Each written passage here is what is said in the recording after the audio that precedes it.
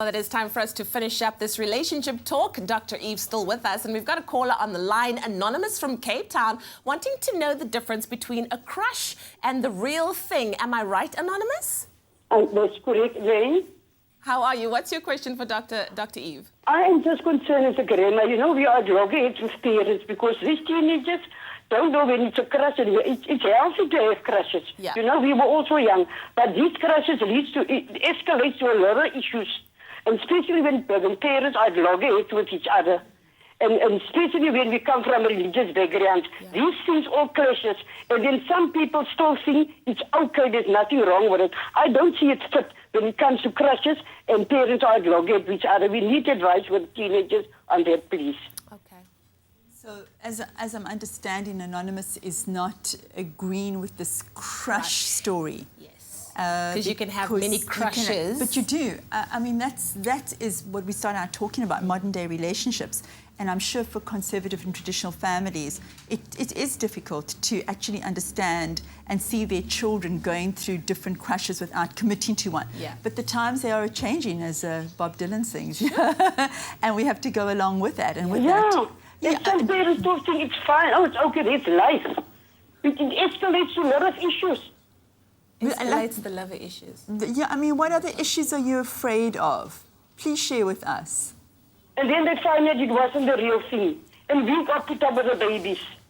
Yeah, you see, it comes down, and I really get you, that there is a great concern because we have such a high rate of unintended pregnancies, that your children are going to fall pregnant with these crushes. And then what happens to families and what happens to these children? What happens to reputations?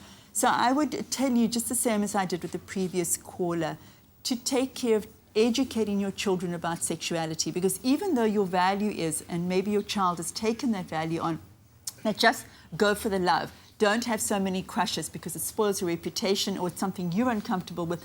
You know, children and young people are still being sexual, and we can't deny that. And therefore, it's our obligation as parents to make sure that they are sexually protected and we minimize their risk for having pregnancy. So make sure that there is contraception available for your child. And you can still talk to her about your value of saying, just commit to somebody when there is real love. Yeah. Spend time with one person. Don't date so many people. That's your value system, and you're absolutely entitled to be putting that on and sharing that with your child. But at the same time, be aware that people are sexually active and protect her from unintended pregnancies and STIs. Thank you so much to Anonymous from Cape Town. Dr. Eve, before we run out of time, maybe one or two big tips when it comes to meeting the parents for the first time. What should you do? What should you not do?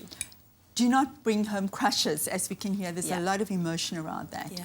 Commit and firm up your relationship with this person into something which you feel is substantial before you do the whole bringing into the family, because it's going to bring awkwardness, and also it impacts on your relationship with this person. If they're overexposed too quickly to your family, and then there is an expectation of the family and a lot of pressure that now you have to make this thing work when actually it was just a crush. Exactly. So that's the thing, is really consolidate your relationship or whatever it is commitment that you have with this person before bringing it home.